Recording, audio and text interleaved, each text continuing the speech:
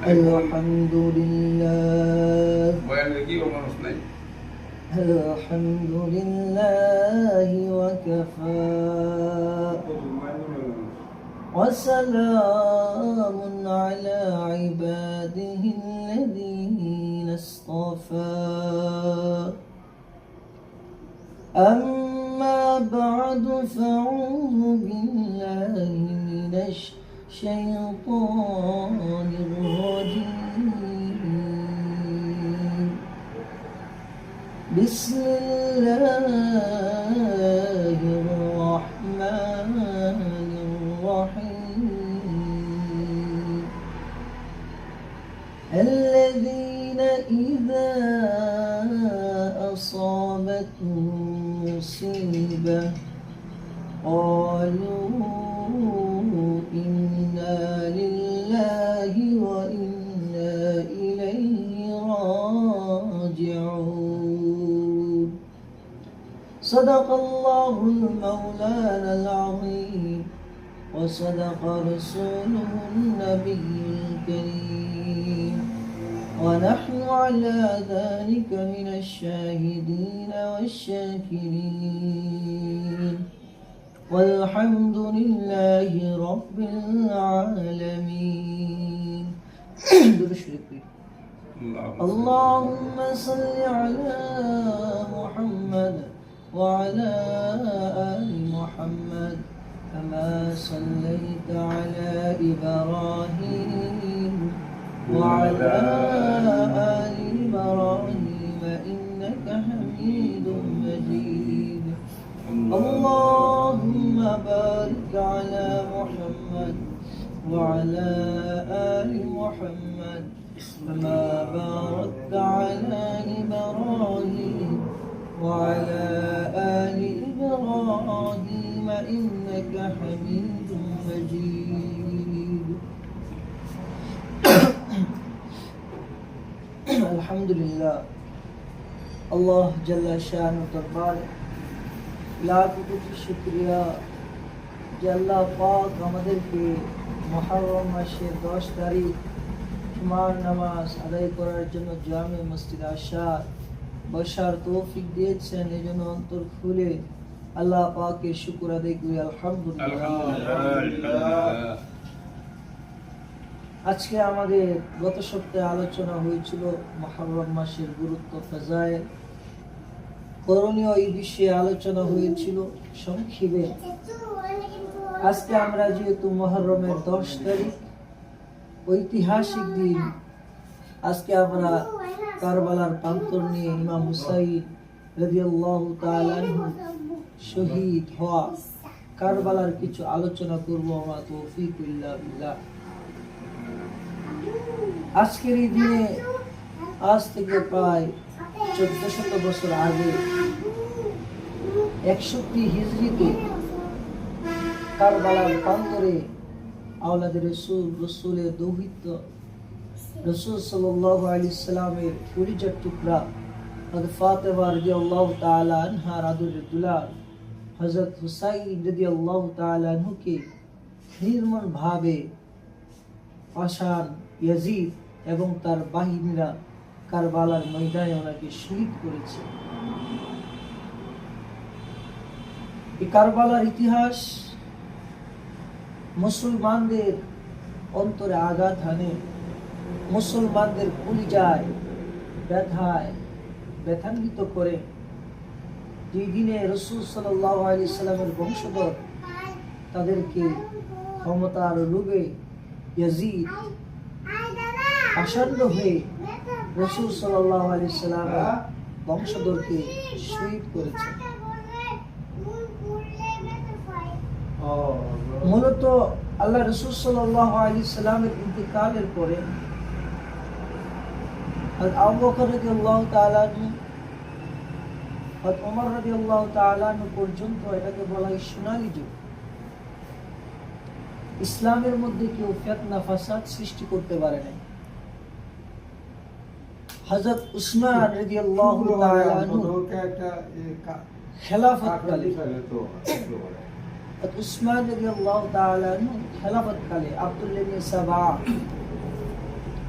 সে মূলত ছিল ইহুদি, আব্দুল্লাহ ইবনে সাবা।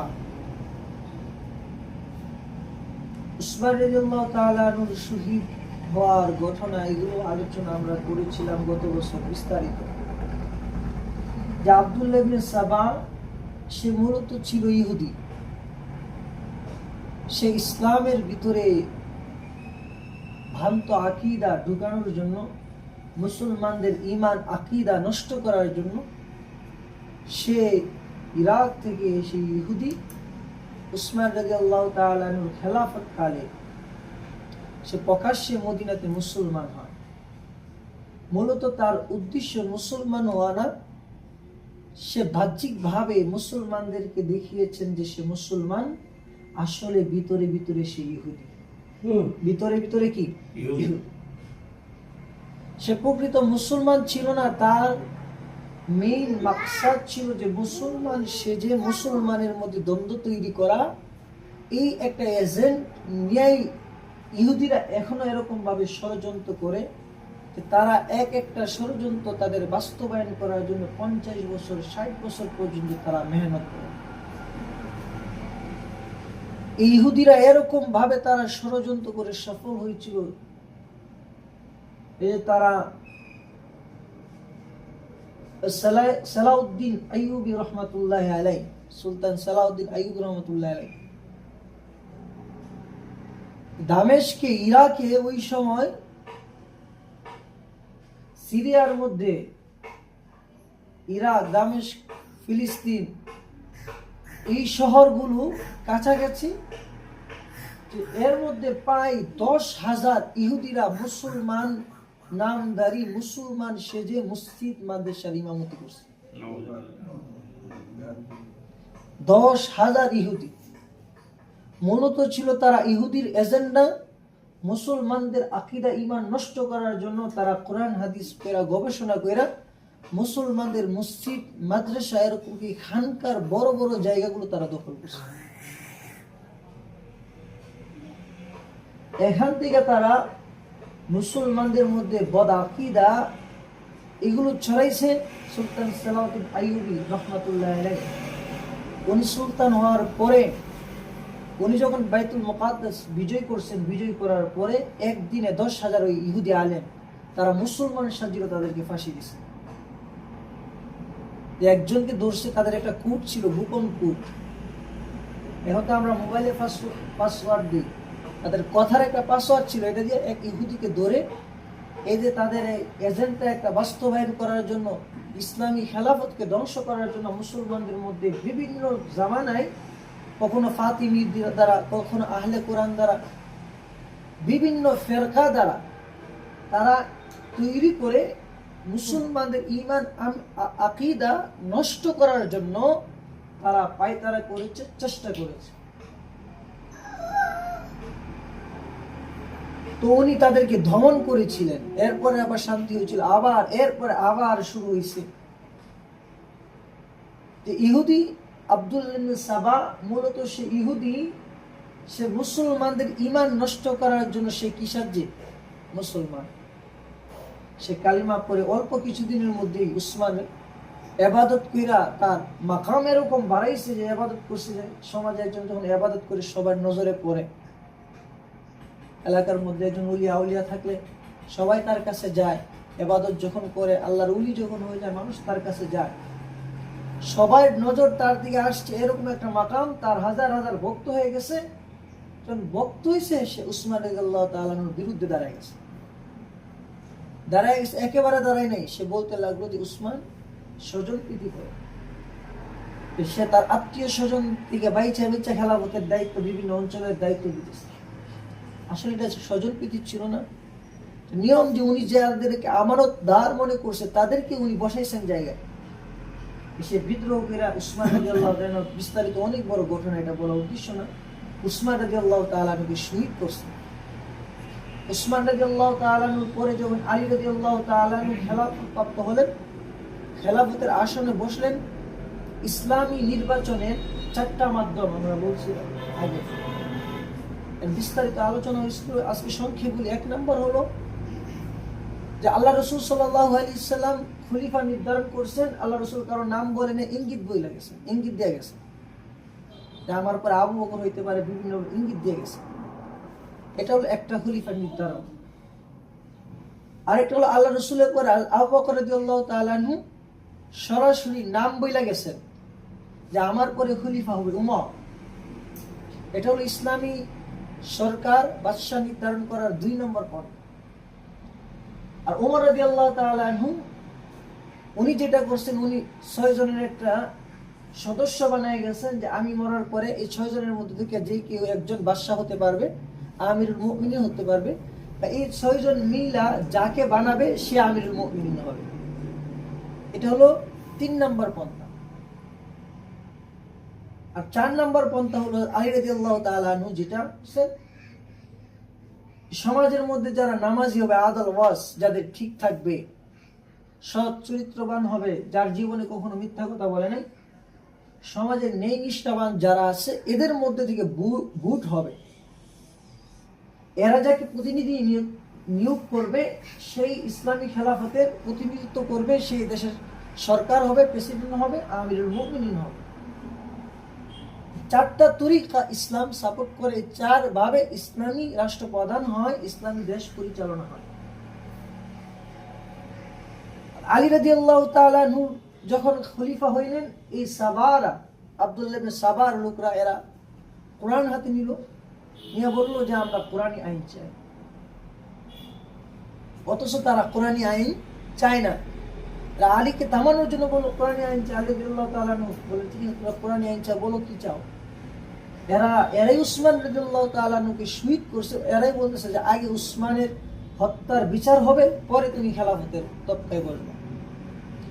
এরা যখন আলী রাদিয়াল্লাহু তাআলা আনহুকে খলিফা বানাইছেন, বানায় দেখে এদের স্বার্থ হাসিল হচ্ছে না, তখন এরা আলী রাদিয়াল্লাহু তাআলা আনহুর বিপক্ষে চলে গেল। আলী রাদিয়াল্লাহু তাআলা আনহু বললেন, আমাকে ভালোভাবে বসতে দাও, আমি খেলাফতের আসনে বসি, এরপরে তদন্ত করি, এরপরে আমি বিচার করি। বলে না, এখনই করতে হবে। মূলত এরাই আলী রাদিয়াল্লাহু তাআলা আনহু এবং মুয়াবিয়া রাদিয়াল্লাহু তাআলা আনহু সাথে যুদ্ধ লাগায়, যেটাকে সিফফিনের যুদ্ধ বলা হয়। হাফসা, আয়েশা রাদিয়াল্লাহু তাআলা আনহা আলী রাদিয়াল্লাহু তাআলা আনহুর বিরুদ্ধে ছিলেন। আলী রাদিয়াল্লাহু তাআলা আনহু আর মুয়াবিয়া রাদিয়াল্লাহু তাআলা আনহুর মধ্যে একটা মাসআলা নিয়ে দ্বন্দ্ব হয়। আলী রাদিয়াল্লাহু তাআলা আনহু হক ছিলেন, দুইজনের মধ্যে যুদ্ধ হয়। এই যুদ্ধের মধ্যে এই সাবাইরা ষড়যন্ত্র করে প্রায় 70,000 মুসলমান শহীদ হয়। এরা তাদের এজেন্ডা বাস্তবায়ন করার জন্য এই যে ষড়যন্ত্র বদল, আলী রাদিয়াল্লাহু তাআলা আনহু শহীদ হওয়ার পরে এরা আলী রাদিয়াল্লাহু তাআলা আনহুকে ছাড়ে নাই, কুফার মধ্যে শহীদ করছেন। আলী রাদিয়াল্লাহু তাআলা আনহু শহীদ হওয়ার পরে যখন খেলাফতের দায়ভার হযরত হাসান রাদিয়াল্লাহু তাআলা আনহুর হাতে গেল, হযরত হাসান রাদিয়াল্লাহু তাআলা আনহু 6 মাস দেশ পরিচালনা করছেন। হযরত হাসান রাদিয়াল্লাহু তাআলা আনহু 6 মাস পরে দেখলেন যে এরা ষড়যন্ত্র কইরা হাসান রাদিয়াল্লাহু তাআলা আনহু এবং আমিরে মুয়াবিয়া রাদিয়াল্লাহু তাআলা আনহু ওনার মধ্যে যুদ্ধ লাগায় দিবে। তো হাসান রাদিয়াল্লাহু তাআলা আনহু গৃহযুদ্ধ থেকে মুসলমানকে বাঁচানোর জন্য উনি ওনার খেলাফত হযরত মুয়াবিয়া রাদিয়াল্লাহু তাআলা আনহুর কাছে হস্তান্তর করলেন। উনি হযরত মুয়াবিয়াকে দেশের রাষ্ট্রপ্রধান বানাইলেন। আওলাদে রাসূল সাল্লাল্লাহু আলাইহি ওয়াসাল্লামের নাতি হাসান রাদিয়াল্লাহু তাআলা নিজের ক্ষমতাকে বিসর্জন দিয়ে দিলেন। মুয়াবিয়া রাদিয়াল্লাহু তাআলা অত্যন্ত সুনামের সাথে দেশ পরিচালনা করেছেন। উনি ইন্তেকাল করেছেন 60 হিজরিতে। ইন্তেকাল করার আগে ওনার ছেলে ইয়াজিদ ইবনে মুয়াবিয়া, ওই সময় ইয়াজিদের খারাপ রূপ প্রকাশ পায় নাই। ওই যেমন আব্দুল্লাহ ইবনে সাবা বুজুর্গ, এরকম বুজুর্গ ছিল ইয়াজিদ, মানে অনেক আমল আখলাকি ছিল আব্দুল্লাহ ইবনে সাবার মতো। আগে যে বললাম, মানুষ মনে করতো যে ইয়াজিদ অনেক ভালো। আমিরে মুয়াবিয়া কয়েকজন সাহাবীর পরামর্শ ক্রমে উনি জীবিত থাকতেই ইয়াজিদের নামে বাইয়াত গ্রহণ করলেন যে আমি মরার পরে ইয়াজিদ দেশের প্রধান হবে, রাষ্ট্রপ্রধান হবে। ইয়াজিদ যখন 60 হিজরিতে, আমিরে মুয়াবিয়া রাদিয়াল্লাহু তাআলা আনহুর ইন্তেকাল যখন 60 হিজরিতে হয়ে গেল, তো 60 হিজরিতে হওয়ার পরে ইয়াজিদ আমিরে মুয়াবিয়ার প্রতিনিধি হয়ে দেশের প্রধান হল। ইয়াজিদের দেশের প্রধান হওয়ার পরেই তার খারাপ চরিত্র এখন ফুটে উঠল।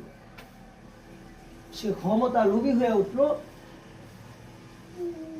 মদিনার মধ্যে 3 জন সাহাবী, 4 জন সাহাবী বড় বড় ছিল, আব্দুল্লাহ ইবনে আব্বাস, আব্দুল্লাহ ইবনে ওমর আর হুসাইন রাদিয়াল্লাহু তাআলা আনহু।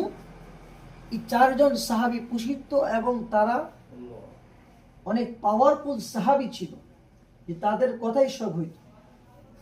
ইয়াজিদ ক্ষমতা পাই দামেস্ক থেকে সে চিঠি পাঠাইল। মদিনার গভর্নর তখন ছিল উতবা, আর ইরাকের গভর্নর ছিল নুমান বিন বাশির রাদিয়াল্লাহু তাআলা। এই দুজন সাহাবী ছিল রাসূল সাল্লাল্লাহু আলাইহি ওয়াসাল্লামের সোহবত পেয়েছেন।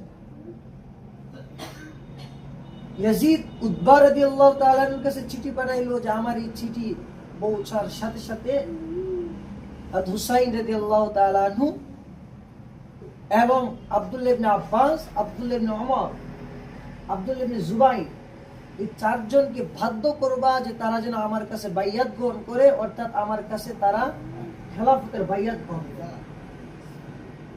যদি না করে তার বাসায় এরকম ছিল, দরকার পড়লে বন্দি করবে, যেভাবে হোক তাদেরকে আমার খেলাফতের সাক্ষ্য দিতে হবে।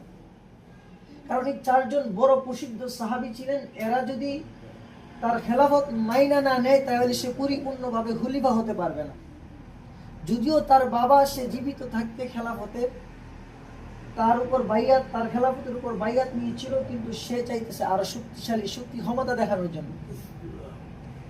এই চিঠি যখন উতবা রাদিয়াল্লাহু তাআলা আনহুর কাছে পৌঁছলো, উনি এই চিঠি মদিনার মধ্যে সাহাবীদেরকে ডাক দিয়া কইরা শোনাইলেন।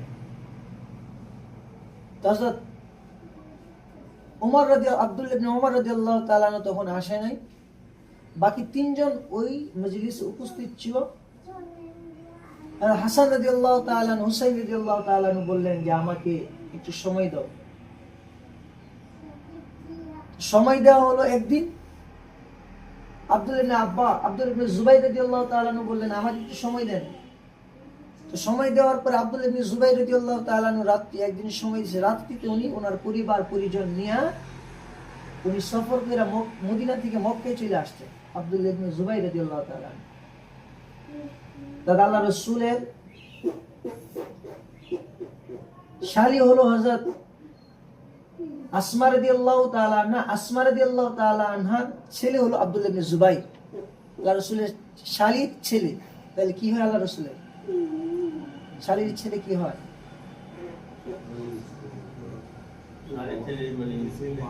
ফুফা, পুত্রা ছিল আব্দুল্লাহ ইবনে জুবাইর রাদিয়াল্লাহু তাআলা আনহু।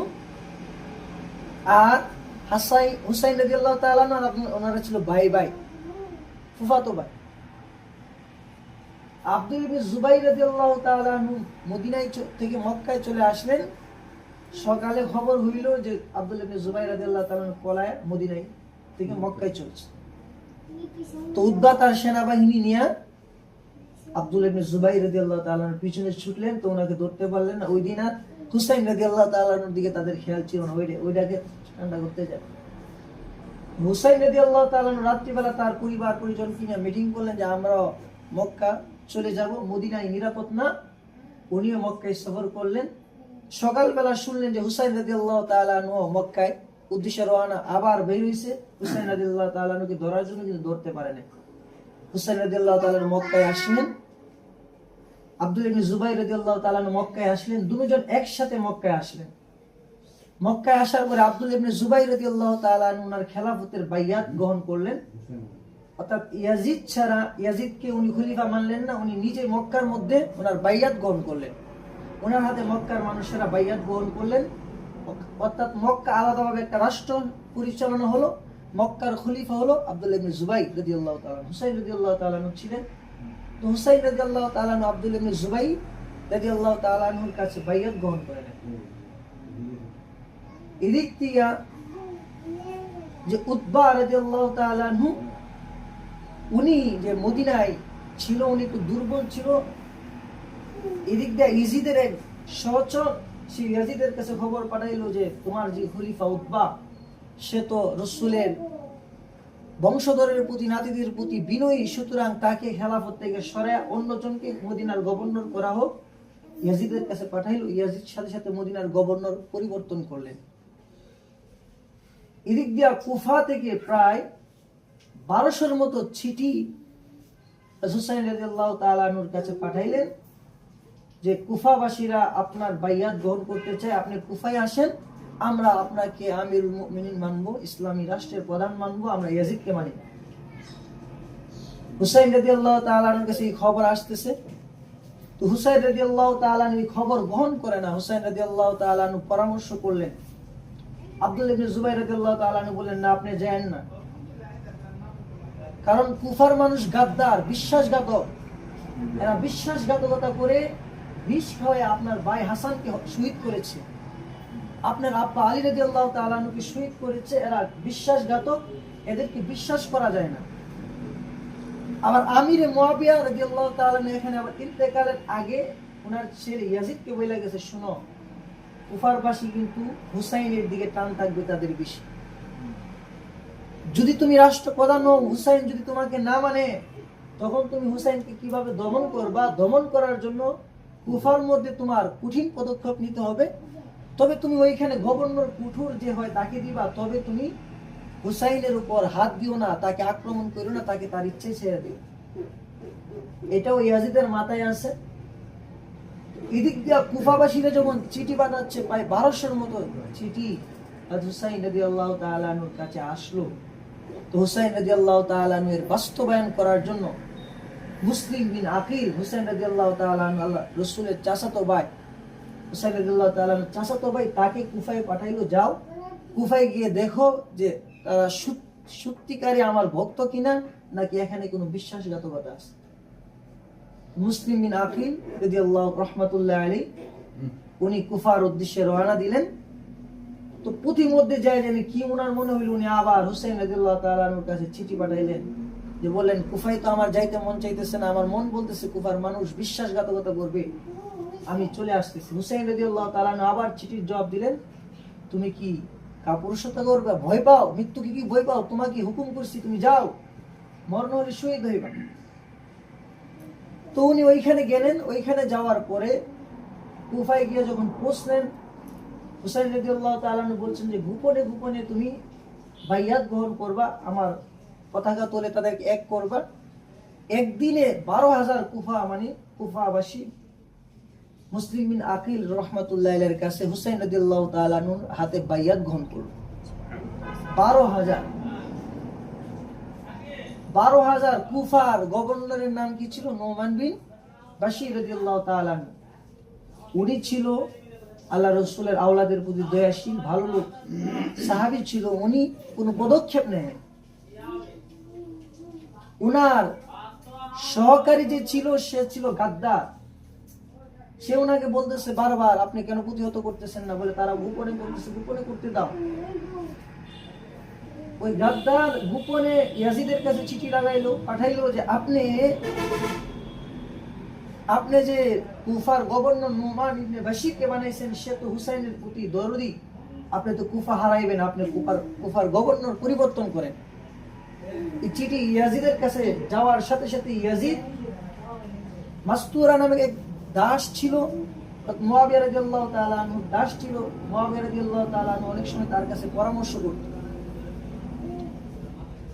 ইয়াজিদ ও তার পরামর্শের জন্য কঠিন পরিস্থিতি কিভাবে করবে তাকে পরামর্শের জন্য ডাকলো। সে বলল, উবাইদুল্লাহ ইবনে জিয়াদকে আপনি, সে বসরার গভর্নর, তাকে কুফার গভর্নর আপনি করেন। উবাইদুল্লাহ ইবনে জিয়াদ কি ইয়াজিদ মূলত পছন্দ করতো না। উবাইদুল্লাহ ইবনে জিয়াদ বড় কঠোর এবং সে পাষাণ, তার মনে কোনো দয়া নাই, সে ক্ষমতার জন্য সবকিছু করতে পারে। উবাইদুল্লাহ ইবনে জিয়াদও জানতো ইয়াজিদ ক্ষমতায় বসলে উবাইদুল্লাহ ইবনে জিয়াদের ক্ষমতা গভর্নরগিরি থাকবে না। তো পরামর্শ দিল। ইয়াজিদ চিন্তা করে দেখলো যে আমার খেলাফত, আমার বাদশাহী টিকানোর জন্য এখন উবাইদুল্লাহ ইবনে জিয়াদ কি দরকার। তো সে উবাইদুল্লাহ ইবনে জিয়াদের কাছে চিঠি লিখলো যে তুমি বসরার গভর্নর, আমি তোমাকে কুফার গভর্নরও বানাইলাম, বসরার মধ্যে তোমার প্রতিনিধি রাইখা তুমি কুফার দিকে চলো। এখন হুসাইন আসবে। তার চিঠির ভাষা এরকম ছিল যে হুসাইনকে তুমি প্রতিহত করো, দরকার হইলে তাকে হত্যা করো, সেজন্য কুফার মধ্যে না আসতে পারে, এইভাবে সে চিঠি দিল। হুসাইন রাদিয়াল্লাহু তাআলা আনহু ওই দিকটা মুসলিম আকিল রাদিয়াল্লাহু তাআলা রাহমাতুল্লাহ আলাইহি তো বাইয়াত করতেছেন। এই কুফার গভর্নর নোমান বিন বাশির ছিলেন। 2 দিনে 18,000 মানুষ মুসলিম ইবনে আকিল রাহমাতুল্লাহ আলাইহির হাতে বাইয়াত গ্রহণ করলেন। তো এই খবরও ইয়াজিদের কানে গেছে, চিঠি পাঠাইছে। ইয়াজিদ যখন এটা জানতে পারলো, আবার হুসাইন রাদিয়াল্লাহু তাআলা এক বার্তাবাহক বসরাতেও পাঠাইছেন। তো বসরার যে বার্তাবাহক পাঠাইছে উবাইদুল্লাহ ইবনে জিয়াদ, ওই সময় বসরার গভর্নর ছিল, সে ওই বার্তাবাহককে আটকে সবাই সামনে সে তাকে হত্যা করছে এবং বলছে, দেখো তোমরা জানো আমি উবাইদুল্লাহ ইবনে জিয়াদের রাগ কিরকম, আমি নিষ্ঠুর, আমি কোনো দয়া করি না। দেখো হুসাইনের বার্তাবাহককে তোমাদের সামনে হত্যা করলাম, আমি কুফায় যেতেছি হুসাইনকে হত্যা করার জন্য। তোমরা যদি কোনো টু শব্দ করো আমি না থাকা অবস্থায়, তাহলে এর মতো তোমাদের গর্দান যাবে।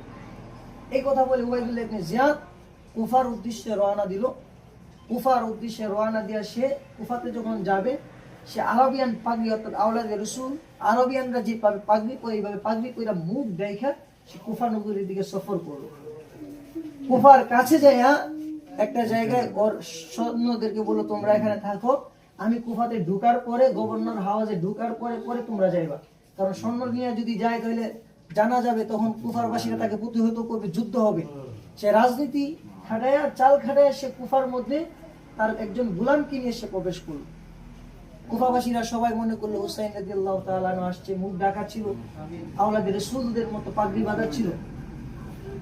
তারা স্বাগতম জানাইলো, আহলান সাহলান, হে নবীর আওলাদ, আপনাকে স্বাগতম জানাই কুফার মধ্যে ঢুকাইলো।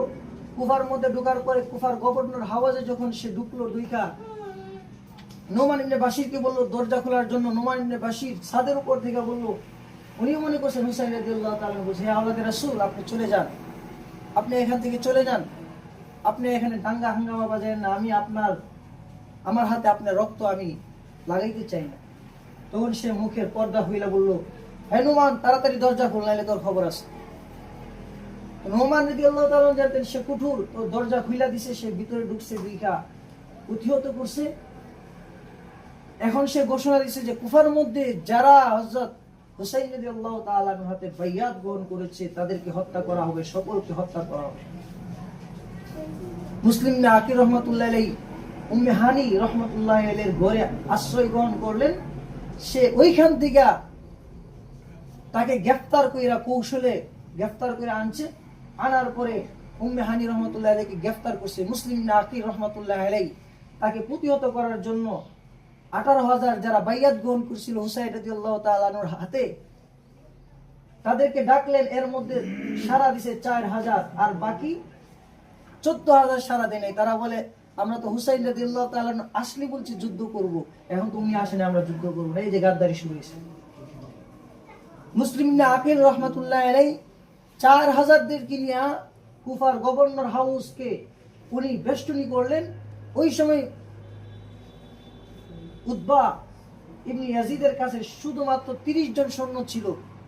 ওই সময় যদি কুফার 4,000 সৈন্য গাদ্দারি না করত, তাহলে মুসলিম ইবনে আকিল রাহমাতুল্লাহ আলাইহি ইয়াজিদকে বন্দী করে তাকে হত্যা করতে পারতো। হুসাইন রাদিয়াল্লাহু তাআলা আনহুর এই অবস্থা হইতো না। এই যে 4,000 সৈন্যদেরকে তাদের আত্মীয় স্বজন বুঝাইলো, তোমরা গিয়া কেন বিপদে পড়বা, নিজের জান দিবা, তোমরা আয়সা করো। এই সবগুলো আয়সা করলো। পরিশেষে মাত্র ওনার সাথে 30 জন সৈন্য ছিল। কয়জন? 30 জনকে নিয়ে উনি বীর বিক্রমের সাথে যুদ্ধ করলেন। 30 জন শেষে পলায়ন করলেন। এরপরে কুফার গভর্নর সে উতবা, সে ইয়াজিদ ঘোষণা করলো, যে ব্যক্তি মুসলিম ইবনে আকিলের মাথা আমার কাছে আইনা দিবে, কল্লা আমার কাছে আইনা দিবে, তাকে পুরস্কার দেওয়া হবে। আর যার ঘরে সে আশ্রয় গ্রহণ করবে তাকেও হত্যা করা হবে। মুসলিম ইবনে আকিল রাহমাতুল্লাহ আলাইহি একজন বুড়ির ঘরে রাত্রে অবস্থান করেন। তো ওনার ঘরে নিয়ে এই খোঁজ খবর বিভিন্ন সূত্রে পায় আসে না, একজনের মাধ্যমে দইরা ওনাকে আইনা মুসলিম ইবনে আকিল রাদিয়াল্লাহু তাআলা আনহু এবং ওই ঘরের রুকের কে ছাদের উপর থেকে তাকে ফালাইয়া দিয়ে শহীদ করা হয়েছে। তার গলা কেটে ইয়াজিদের কাছে পাঠানো হয়েছে এবং তার লাশ কুফার গভর্নরের সামনে কুফাবাসীকে বলল, যারা হুসাইনের পক্ষে যাইবা আর যারা ইয়াজিদের বিপক্ষে যাইবা, তাদের প্রতিদান, তাদের কাজ, তাদের কর্ম, তাদের পরিণাম এরকম হবে। কুফাবাসীরা সবাই বিরত হয়ে গেল। হুসাইন রাদিয়াল্লাহু তাআলা আনহু খবর জানে না। ওই দিক দিয়ে হুসাইন রাদিয়াল্লাহু তাআলা আনহু কারবালার উদ্দেশ্যে রওনা দিল। দীর্ঘ ইতিহাস এই পর্যন্ত আজকে বলি, আগামী সপ্তাহে ইনশাআল্লাহ বিস্তারিত আলোচনা হবে। বাকি আজকে আসার পরে ইনশাআল্লাহ তাফসীর হবে, আপনারা থাকবেন।